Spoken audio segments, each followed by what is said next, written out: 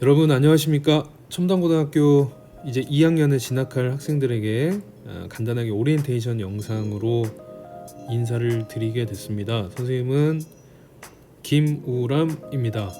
작년에 1학년 7반 학생들 담임을 했었고, 그리고 몇 개 반 통합사회 시간에 같이 이렇게 만나서 수업도 하고 했는데, 여러분들을 같이 따라서 2학년으로 올라와서 2학년 담임이 돼서 여러분들과 이제 새로운 과목으로 같이 공부를 하게 됐습니다. 좋으시죠? 네. 오늘 선생님이 얘기할 내용은 여러분들이 이제 2학년에 진급을 하게 되고 공부라든지 진로라든지 여러 가지 면에서 걱정도 되게 많이 될 거고, 이제 2학년이 됐으니까 어떻게 공부를 해야 될까? 어디에 또 중점을 두고 열심히 해야 될까? 동기부여가 필요한 친구들도 있을 거고 해서 지금 여기 이렇게 선생님 써놨듯이 23학년도 대입이 여러분들이 이제 대학에 가게 되는 입시 제도인데, 사실 이제 2022학년도, 그러니까 지금 고3 선배들이 보게 되는 대학 입시 제도하고 크게 다르지 않을 것 같거든요. 그래서 이 전에 21학년도하고 이 22, 23하고는 좀 차이가 있습니다. 그래서 여러분들에게 이 22학년도에 지금 공개가 된 입시 제도, 이거를 간단하게 설명을 드리고 여러분들이 거기에 착안을 해서 어떻게 학교 생활을 하면 되겠다, 동기부여를 할 수 있는 그런 시간을 한번 가져보도록 하겠습니다. 2학년으로 진급하고 선생님이 알기로 작년 우리 1학년 친구들이 한 명도 건강에 이상이 생기거나 아프거나 또 우리 지금 걱정하고 있는 코로나 문제로 힘들게 그렇게 했던 친구들은 하나도 없었고, 모두 건강하게 2학년으로 다 진급을 하게 됐어요. 가장 지금 작년 1학년 담임쌤들에게 연락도 가장 많이 오고 여러분들이 제일 궁금해하는 반배정 문제는 늦어도 수요일 날 오전까지는 여러분들이 홈페이지에서 확인을 할 수 있으니까 그때까지 조금 참았다가 확인하시면 될 것 같습니다. 그 다음에 또 궁금증을 가지는 게 올해도 온라인 수업이 이루어질까, 이런 의구심일 텐데요. 작년에 우리가 사실 우리 학교뿐만 아니라 전국에 있는 모든 학교가 처음으로 겪던 일이다 보니까 선생님들이 수업 준비하고 영상으로 수업을 대체하고 하는 데 있어서도 많은 시행착오도 있었고, 여러분들도 마음이 해이해지거나 조금 학업을 따라가는 데 있어서 어느 정도 결손이 있었다고 생각하고, 올해도 여러분들이 알다시피 올해 말쯤에나 돼야 이게 어느 정도 해결이 될 것 같다는 많은 전문가들의 의견을 참고해서 봤을 때 학기 초에는 어느 정도 온라인 수업이 작년하고 비슷하게 이루어지지 않을까 생각은 듭니다. 다만 올해부터는 아마 이제 조회, 종례 또는 모든 수업이 실시간으로 다 이루어지는 것이 거의 확실시 되어 있기 때문에 여러분들이 작년처럼 출결에 대해서 조금 이렇게 융통성 있게 선생님들도 좀 대했고, 그런 부분들에 있어서 좀 타이트해질 거예요. 그래서 선생님들도 준비를 굉장히 많이 하고 있고,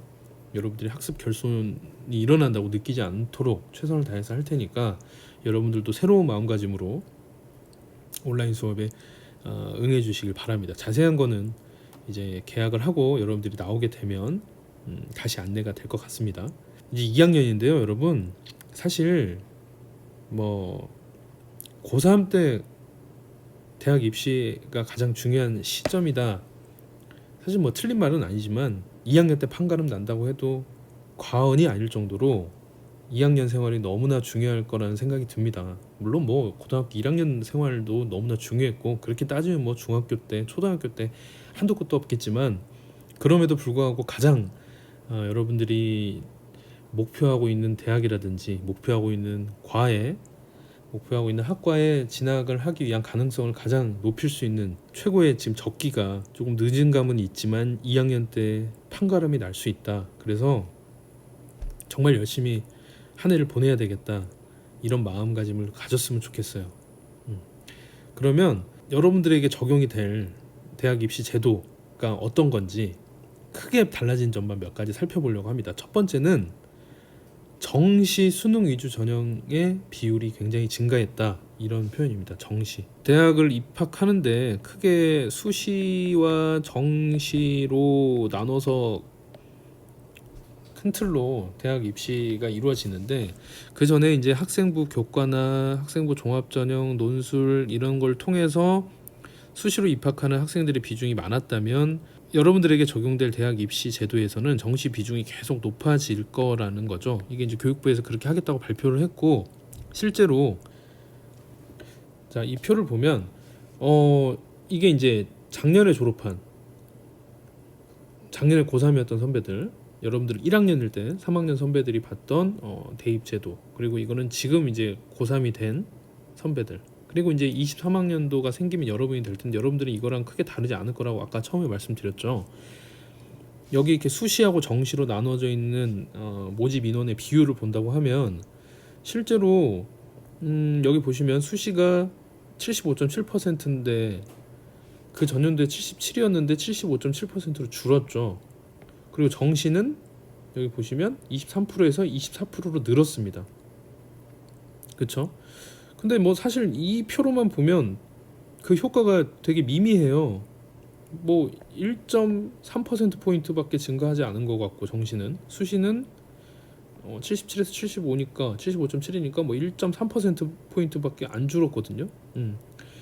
근데 이제 사실 이거는 이제 전국에 있는 모든 대학의 어떤 비율을 본 거고, 사실 여러분들이 지금 가장 목표를 하고 있어야 될 서울에 있는 16개 대학의 정시 비율을 보면, 보십시오. 여기 거의 30에서 아무리 낮아도 30에서 40%까지 다 증가가 됐습니다.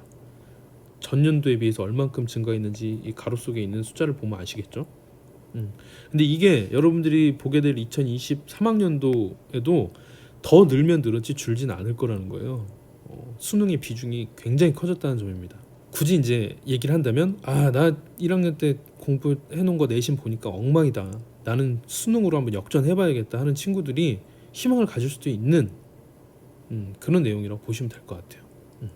자, 두 번째는, 그러면 이제 수시, 예를 들어서 학생부 교과, 학생부 종합전형으로 해야지 하고 열심히 생활기록부 관리만 하고 있고 수능을 포기했던 친구들은, 그러면 나는 수능하고 상관없어 라고 할 수 있냐? 그런 것도 아니라는 겁니다. 보시면 수시에서 수능 최저학력 기준 적용하는 학교가 굉장히 많이 늘어났다는 거예요. 이거는 여러분들이 직접 목표하는 대학 또는 목표하는 학과 홈페이지에서 일일이 확인을 다 해봐야 되겠지만, 선생님이 여기 예시로 쓸 수도 없을 만큼 너무나 많아서 선생님이 이 지금 EBS에서 발표한 전형에 나와 있는 내용 중에 이 문장으로 가름하려고 합니다. 보시면 2022 대입 학생부 교과 전형의 가장 두드러진 특징을 꼽으라고 한다면 단연코 수능 최저 학력 기준이다. 이게 가장 두드러진 특징이라는 거예요.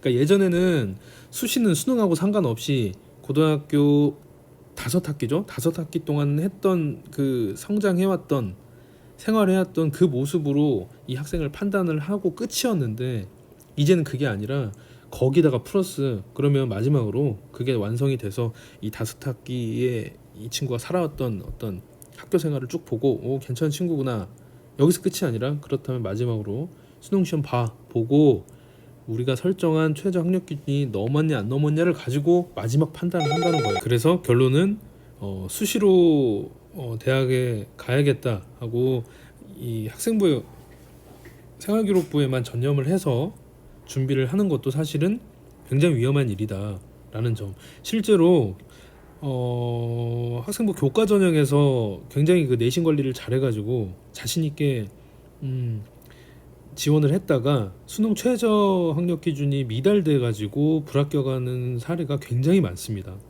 따라서 수능을 굉장히 중요시하게 되는, 갈수록 그렇게 체제가 바뀌고 있고, 여러분들이 수능 시험에 굉장히 많은 비중을 좀 두는 준비가 필요하다, 이렇게 볼 수가 있습니다. 그렇다면 세 번째로 여러분들이 응시하게 되는 수능 시험이 어떻게 변했는지를 한번 봐야 되는데요.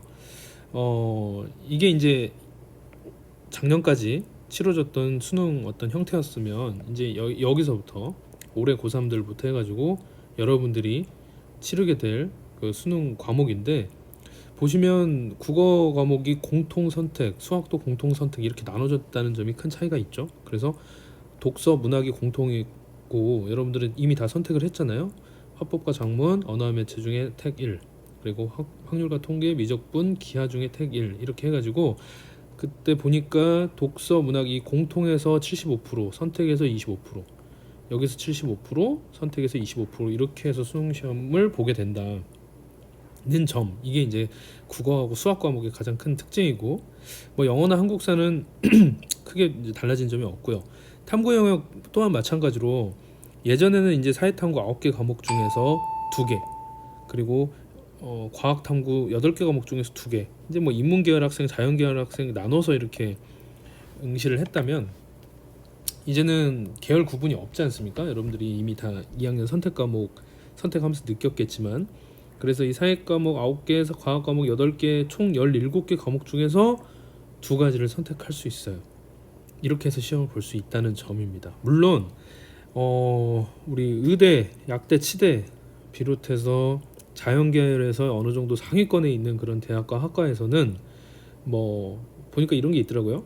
확통은 안 되고 미적분, 기하 중에서 하나를 선택해야 되는 조건, 그리고 또 과목도 탐구 과목도 과학 탐구 영역에서만 2개를 선택해야 되는 조건, 이런 걸 가지고 있는 일부 대학들이 있습니다. 그래서 이런 것들은 여러분들이 이제 내년에 본격적으로 대입 여러분들이 목표를 정해놓은 학교에 맞게 찾아가지고 준비를 따로 해야 된다, 이렇게 알아두시면 될 것 같아요. 그래서 이렇게 수능 과목까지 변화가 됐다.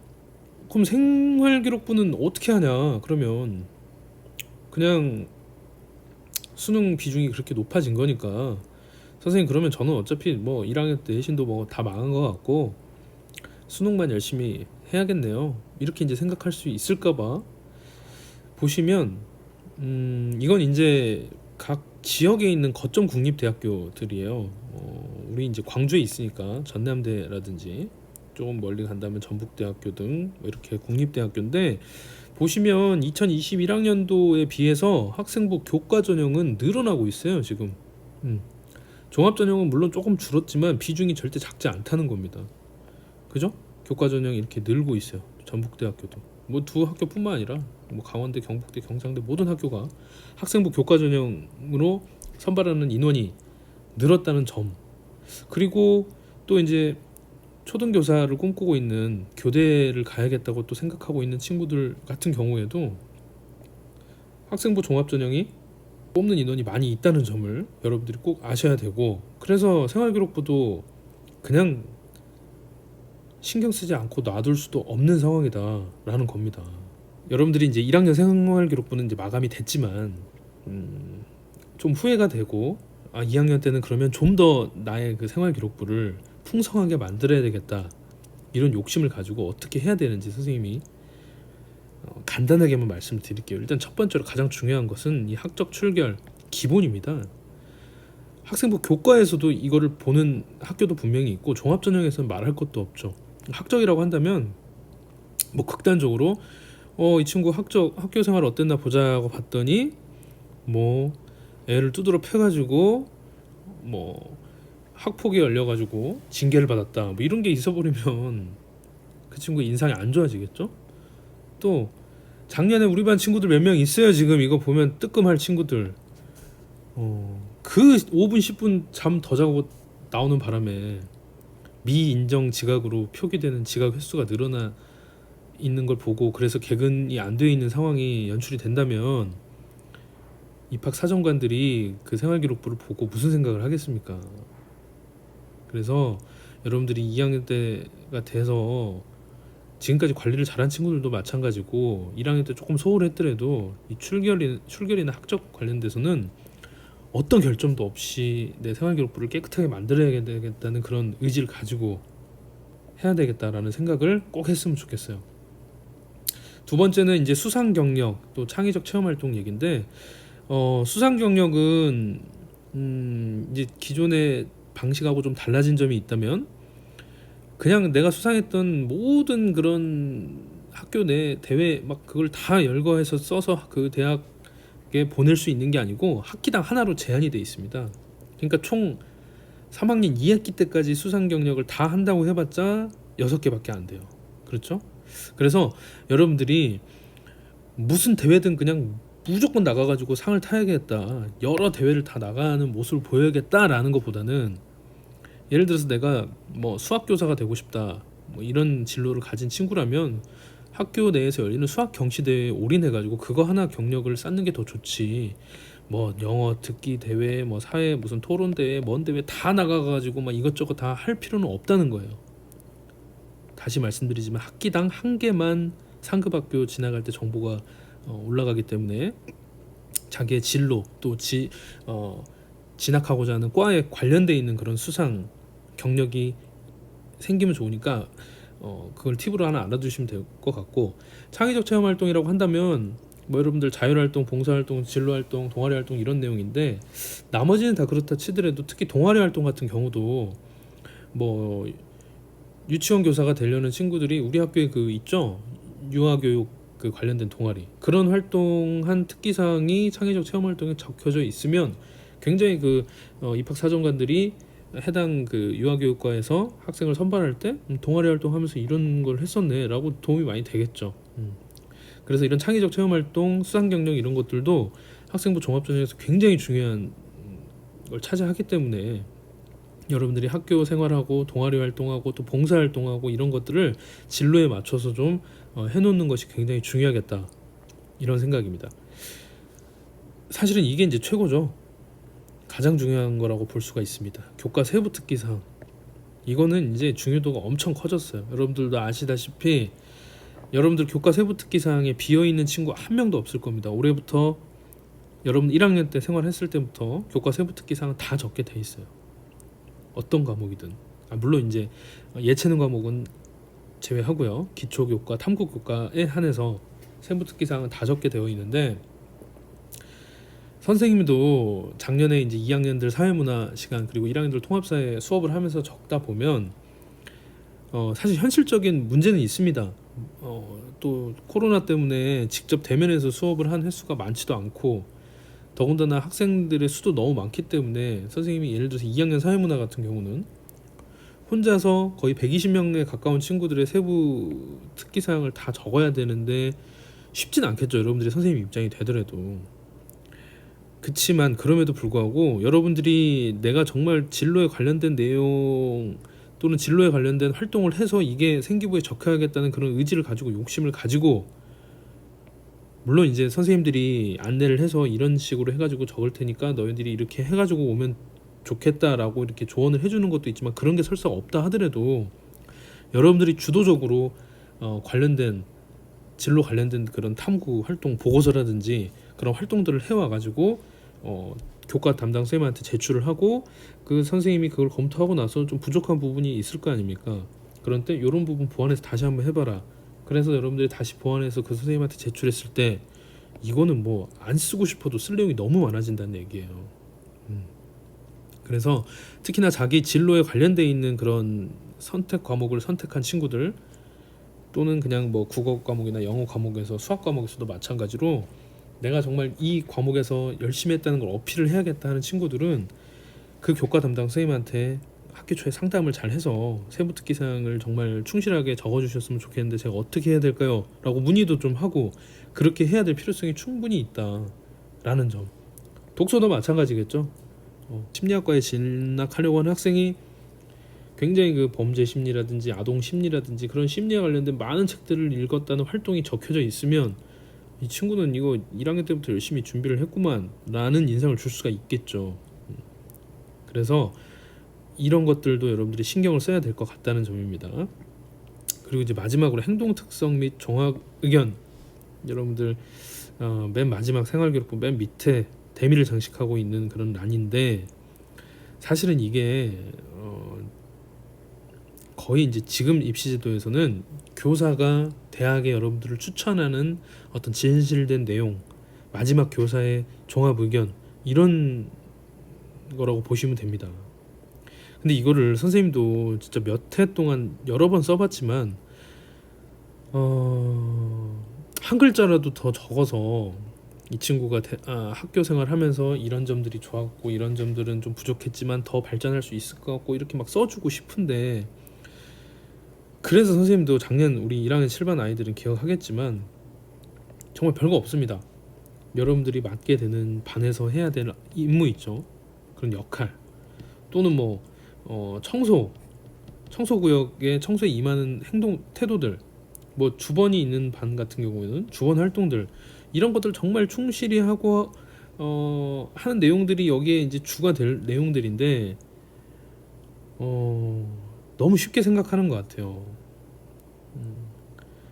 아마 많은 선생님들이 그렇겠지만 열심히 한 친구를 열심히 안 했다고 쓰는 사람은 정말 없을 거고요. 단 열심히 하지도 않았는데 했다고 쓰는 선생님들 많이 계실 거예요. 근데 진짜로 여러분들이 내가 이 친구 1년 동안 행동 특성, 1년 동안 생활하면서 느꼈던 점을 쓰려고 할 때 쓸 말이 너무 많은 친구들도 있거든요. 그 친구들은 다 뭐냐, 뭐 성적이 좋았다 뭐 이런 것보다도 정말 학급에서 무슨 행사를 하고 뭐 할 때마다 굉장히 열성적으로 하고, 청소구역 너무 성실하게 청소하고, 반에서 아프거나 힘들거나 하는 친구들 상담해주고 도와주고 주도적으로 뭔가 역할을 하면서 담임 선생님이 보기에 저 친구는 정말 정말 열심히 한다라는 느낌을 주는 친구들이란 말이에요. 그래서 가장 선생님들이 청소구역 정해주고 1인 1역할 정해주고 하는 것을 귀찮다고 생각하지 마시고, 정말 이게 내가 입시로 이어질 수 있는 정말 중요한 일이구나라는 걸 각인하고 학교 생활에도 좀 충실히 했으면 좋겠다라는 바람입니다. 이거는 학생부 종합전형에서 교과 영역과 비교과 영역에서 이제 어떤 식으로 판단을 하는가라는 판단 기준이 될 수 있는 내용을 선생님이 EBS에서 발표한 그런 입시 자료에서 뽑아온 내용인데, 방금 선생님이 얘기한 그거예요. 얼마나 학교 행사, 학급 행사에서 적극적으로 했고, 임원, 물론 뭐 반장, 부반장, 뭐 저기 뭐죠, 대의원 이런 거 맡아서 학생 아이들에게 봉사하고 하는 모습이 분명히 또 좋은 점수를 주겠죠. 또 객은 크겠죠.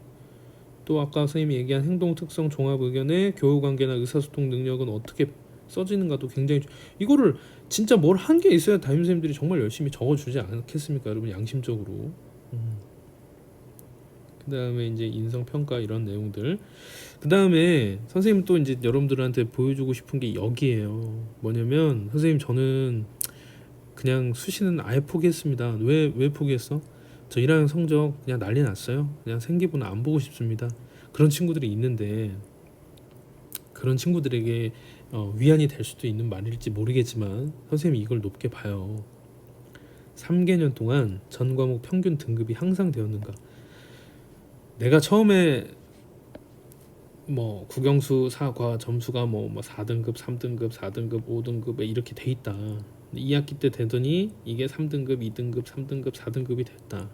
2학년 올라왔더니 2등급, 1등급, 1등급, 2등급 됐다. 2학년 2학기 되더니 1111이 됐다. 3학년 되더니 이렇게 됐다. 이거